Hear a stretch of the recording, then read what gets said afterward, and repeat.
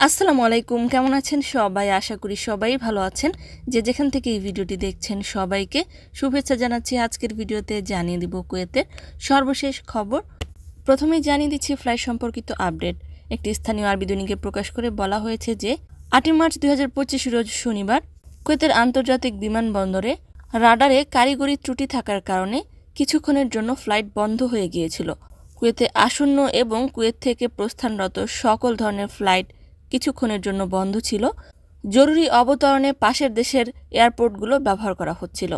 তবে কয়েক ঘন্টা বন্ধ থাকার পর তাৎক্ষণিকভাবে মেরামত করে ফ্লাইটের কার্যক্রম আবারও শুরু করা হয়েছে। অন্যদিকে কুয়েত স্বরাষ্ট্র মন্ত্রণালয়ের মাদক নিয়ন্ত্রণ বিভাগ একটি বিশেষ অভিযান চালিয়ে 5 জনের একটি গ্যাংকে আটক করেছে।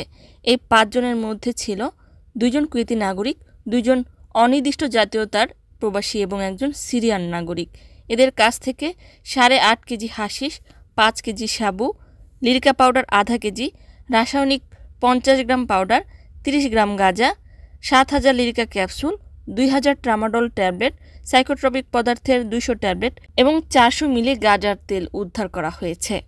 আটককৃত ব্যক্তিদের বিরুদ্ধে কঠোর আইনি ব্যবস্থা নেওয়া হবে। এ সম্পর্কে আরও বলা হয়েছে যে মাদকের ভয়াবহ ঝুঁকির মধ্যে রয়েছে কুয়েত।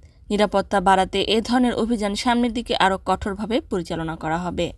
অন্যদিকে ফ্রান্সের একটি নিউজ পেপারে প্রকাশ করে বলা হয়েছে যে একজন কুয়েতি নাগরিক সাগর পথে নৌকায় করে উত্তর ফ্রান্স থেকে ইংল্যান্ডের চ্যানেল পাড়ি দিতে গিয়ে 60 বছর বয়সী কুয়েতি নাগরিক মারা গিয়েছেন।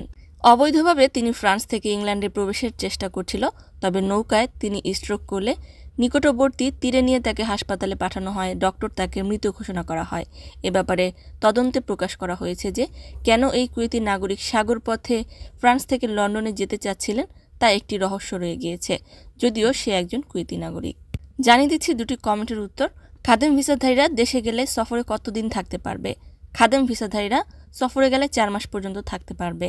আরও কয়েকটি কমেন্ট এসেছে, যাদের পাসপোর্টের মেয়াদ অনেক বেশি রয়েছে 1-1.5 বছর পরিমাণ, তারা যদি অনলাইনে আবেদন করে থাকেন সেক্ষেত্রে কি করণীয়? সেক্ষেত্রে কিছুই করতে হবে না, দূতাবাসে না গেলে আবেদনটি বাতিল হয়ে যাবে। আরেকজন কমেন্ট করেছেন, আগের পাসপোর্টে বাবা মা মৃত নেই, বর্তমানে নতুন করে পাসপোর্ট করতে হলে বাবা মা মৃত এই তথ্যটি দিতে হবে।